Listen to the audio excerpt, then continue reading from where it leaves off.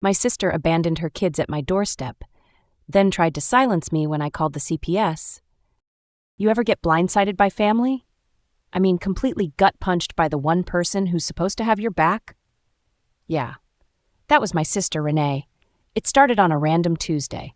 I was in my kitchen reheating leftover Thai, no bra, greasy bun, fully leaning into my solo midweek freedom, and she showed up with her 2 kids and 4 duffel bags like it was some emergency. I'm going through something, she said, lips tight, eyes puffy. I just need some time. It'll be short. Now, I don't hate my nieces. They're 6 and 4, full of chaos and questions and crayon wall ambitions, but I work from home, I barely keep my own life together, and I didn't exactly sign up for surprise auntie daycare. Still, I said yes.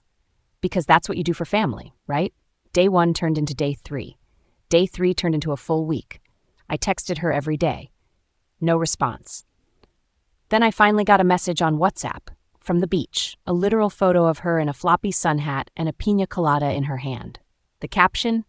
Needed a real break. Don't freak out. Be back in 5 to 6 weeks. 6 freaking weeks. No heads up, no emergency, just a goddamn vacation. So I made a decision. If she didn't come back within 24 hours, I was calling CPS and reporting abandonment. Not to be cruel, but because I literally didn't know what else to do. I lost it. I called her 15 times, left voicemails, even emailed her. Who the hell emails family? Nothing. Week 2 rolls in. I'm exhausted. These kids are melting down daily. I've missed deadlines for work, and now I'm hearing from her baby daddy's mom asking why I've taken the girls without permission. Excuse me? Turns out, Renee told everyone I volunteered, said I was grateful for the bonding time. Bonding time, my ass. So I made a decision. If she didn't come back within 24 hours, I was calling CPS and reporting abandonment. Not to be cruel, but because I literally didn't know what else to do. That night, someone pounded on my door. Hard. It was past 10 p.m. The girls were asleep. I looked through the peephole and saw a guy I didn't recognize. Hoodie, hands in his pockets, just standing there. He mumbled something about a package mix-up. I didn't open the door. I called 911. But before the cops arrived, someone tried to break my damn window. Next morning, Renee finally answered my call. "Why are you being so dramatic?" she said, like she hadn't left me raising her kids and ducking for cover in my own home. "You threatened me first." That's when it hit me. She sent him. I couldn't sleep after that night. Every little creak in the house made me jump. I kept checking on the girls every 30 minutes like some kind of paranoid watchdog just to make sure nobody got in. The window hadn't shattered, thank God, but the screen was bent and there were shoe prints in the dirt right under it. I took photos, filed a police report, and still, I had this pit in my stomach that wouldn't go away. And when Renee finally answered my call the next morning, she didn't even sound surprised. Didn't ask about the kids, didn't ask if I was okay, just went, "What the hell is your problem? Why are you being so dramatic?" Dramatic. I almost dropped the phone. "You left your kids with me like it was some favor, disappeared, then some sketchy dude shows up at my house in the middle of the night." She cut me off. "Oh, come on. It was just a friend making sure you weren't trying to pull anything." That's when it clicked. She sent him. To what? Intimidate me? Scare me into silence? Make sure I didn't go to the cops? "You put me and your kids in danger," I said. "That's next level, Renee, even for you." She scoffed. "I knew you'd be overdramatic. You always act like a martyr. You don't even like kids that much." It was like getting slapped. And worse?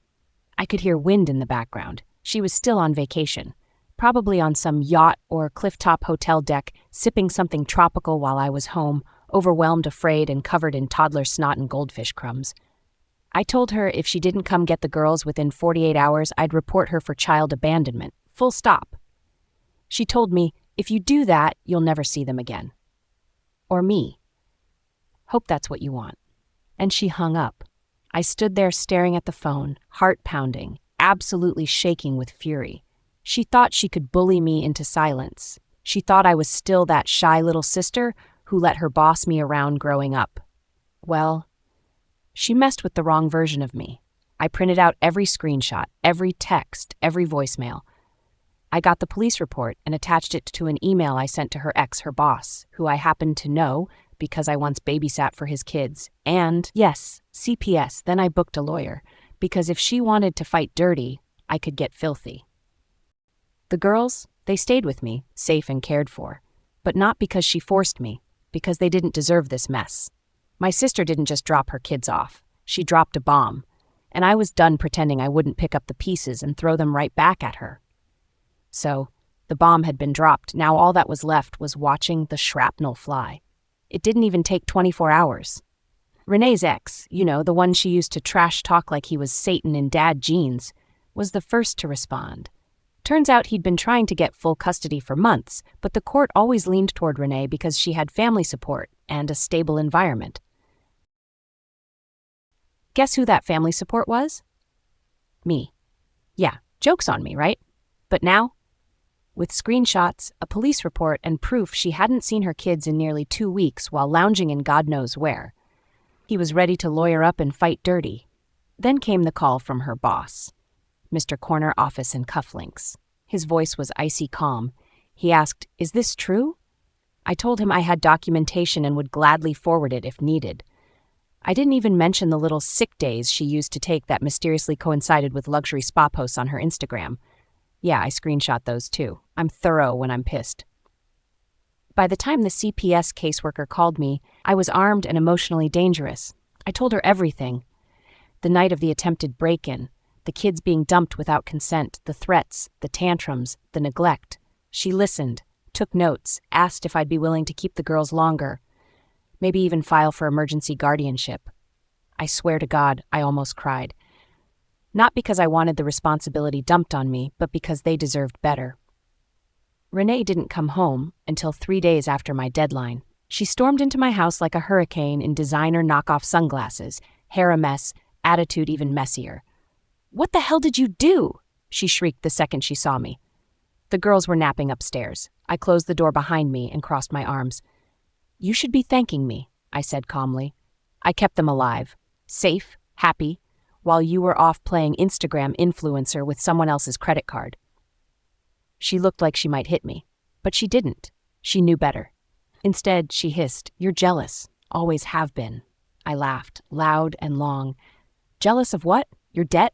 Your criminal record? Your one-bedroom dreams wrapped in Pinterest delusion?" She went pale. "You really thought I'd stay quiet after you tried to have me threatened in my own home?" Her lips parted. "You can't prove that." I held up my phone, played the voicemail. A man's voice. "You're going to shut your mouth and keep watching the kids, or someone's going to make sure you can't watch much of anything again." Her knees buckled. For once, the queen of theatrics didn't have a script. "Oh, and Renee?" I smiled. "Your boss called. He said not to bother coming back. Something about company reputation and severance package not guaranteed." She just stood there, gutted, silent. I turned and walked away. This wasn't revenge. This was consequence. And it tasted better than anything she left in my fridge. It's wild how quiet the house felt after she left, like the air itself was holding its breath. The girls woke up from their nap just as I was tossing the last of Renee's crap into a cardboard box labeled, "Don't return unless you're Jesus." They padded into the kitchen, rubbing their eyes, and the younger one asked, "Is Mommy back yet?" I knelt down and hugged them both. Tight. "No, baby. She's still figuring some things out." I didn't know what else to say. How do you tell 2 little kids their mom used them like props in her social media highlight reel and treated me like unpaid childcare? But I swore to myself, they would not feel the fallout. The CPS caseworker came back later that week.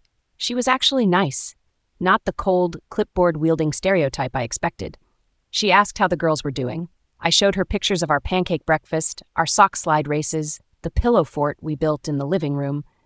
We even had a sticker chart going for toothbrushing. She smiled. "They look happy." "They're adjusting," I said. "But yeah, they're safe now." I didn't even realize I was holding my breath until she said the next part. "We're recommending temporary guardianship be granted to you. The courts will still hear Renee out, of course, but let's just say she's not helping her own case." Apparently, in a stunning turn of I don't give a damn, Renee had taken off again, some flight to Vegas. Caught on camera at the airport with a guy who looked like he sold vape pens out of the back of a Toyota Corolla. Guess she figured if she was already losing custody, she might as well go down in flames. She didn't even bother showing up for the first hearing. Her lawyer quit the next day. So I filed for full custody. I never thought I'd say that. Never planned to raise kids that weren't mine. But looking at those girls coloring at my kitchen table, arguing about whether mermaids could survive in fresh water, something just clicked. They weren't a burden. They were family. Meanwhile, word got around. Extended family, who'd always treated me like the weird cousin who liked books too much, started blowing up my phone. Suddenly, I was the responsible one. Suddenly, people wanted to help or reconnect. I ignored most of them, except my Aunt Lynn, who showed up with groceries and hugs and didn't ask for anything in return. She became our rock. Then there was the day the girls called me Mom by accident. They both froze, horrified, thinking they'd done something wrong. But I just smiled and cried, a little, and I said, "It's okay. You can call me whatever feels right." And you know what? It felt right. That night, I poured a glass of wine, looked around the house, and whispered, "I don't need revenge anymore. I have peace, and that's louder." The house looks different now. The living room walls are covered in framed crayon art and candid photos of the girls, toothy grins, missing teeth, mismatched socks. There's a swing set in the backyard that we saved up for, and I finally let them paint their bedroom walls however they wanted. One picked purple, the other, lime green. It's chaos. It's loud. It's home. The court made it official 9 months ago. I'm their legal guardian, not just by circumstance, but by choice. My choice. They know more now. They're older. They've asked harder questions. Why did Mommy leave us? I never sugarcoat it, but I never make her the villain either. I tell them the truth in a way they can carry. She was going through something, and she couldn't be the mom you needed. So I stepped in because I love you, because you deserved more. And they believe me, not just because I say it, but because every day I show up. I pack lunches, I braid hair, I cry at every school play like a damn faucet. They're my girls, through and through. As for Renee, she came back 6 months ago, broke, tired, looking every bit like someone who ran too fast and burned out before the finish line. She emailed me first, said she wanted to make things right. I ignored it. Then she showed up outside the school, that I didn't ignore. I had her removed. CPS flagged it immediately. She tried to play the victim, sobbing to anyone who'd listen about how her psycho sister stole her kids. But the receipts were all in my hands now. The paper trail, the abandonment report, the threats. She's under investigation. Again, this time for fraud. Apparently she scammed an ex-boyfriend out of 10 grand to start over. She never showed up to court for that either. She won't be seeing the girls. Not while I'm breathing. But still, I don't hate her anymore. She gave me the greatest gift without even realizing it. She gave me 2 smart, strong, beautifully complicated little humans who remind me every day why I didn't give up. Who hug me so tight at bedtime it nearly cracks my ribs. Who call me Mom now, not by accident, but because they mean it. The other day, the younger one found an old photo of me and Renee. We were kids, smiling, no idea how it would all turn out. She asked, "Was she nice to you?" And I told her, "Yes, but being family doesn't mean people get to hurt you." She nodded, like she understood more than she should. Then she asked, "Can we make cookies?" So we did, because this is our life now, and every bite is something we built. Sweet, a little messy, but finally ours. Comment below. What would you have done if your own sibling put you in this position? Don't forget to like, subscribe, and hit the bell for more emotional family stories, tough choices, and real-life moments where courage meets consequences. Thank you for watching, and see you in the next video.